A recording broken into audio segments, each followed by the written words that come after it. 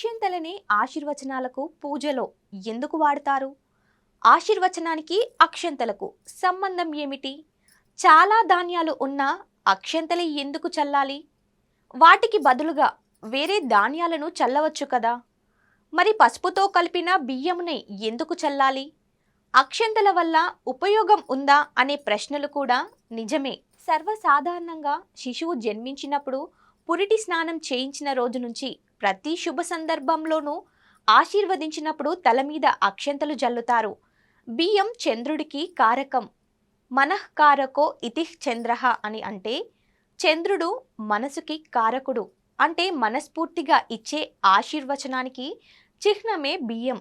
బియ్యంలో కలిపే పసుపు గురువుకి కారకం. గురువు శుభగ్రహం. అందుచేతనే శుభానికి సంకేతంగా పసుపు కలిపిన అక్షంతలను మంత్రపూర్వకంగా తల మీద చల్లుతారు. మంత్రం అంటే క్షయం లేనటువంటిది. ఆకారం నుంచి క్షాకారం దాకా ఉన్న అక్షరాలతో బీజాక్షరాలతో కూడిన మంత్రానికి శక్తి ఉంటుంది. మంత్రాన్ని చదివేటప్పుడు చేతిలో పట్టుకున్న అక్షంతలకి కూడా ఆ శక్తి వస్తుంది.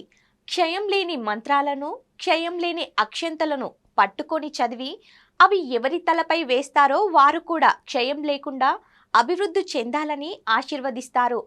అలాంటి ఆశీర్వచనానికి శక్తి ఉంటుంది.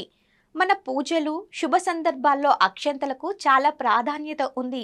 అక్షంతల్ని సంస్కృతంలో అక్షతలు అంటారు. ఏ పూజ చేసినా దేవుని వద్ద అక్షంతలు ఉంచి మధ్య మధ్యలో అక్షతాన్ సమర్పయామి అంటూ భక్తితో అక్షంతలు జల్లడం హిందూ సంప్రదాయం. పెళ్లిళ్ళు, పేరంటాల్లో వధువరులపై అక్షంతలు జల్లి ఆశీర్వదిస్తారు.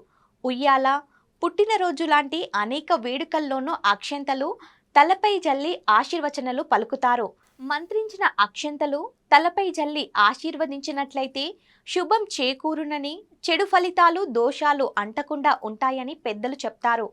కేవలం పెళ్లిళ్ళు, శుభకార్యాల్లోనే కాదు, అశుభ కార్యాల్లో కూడా అక్షంతలు ఉపయోగించే సాంప్రదాయం ఉంది.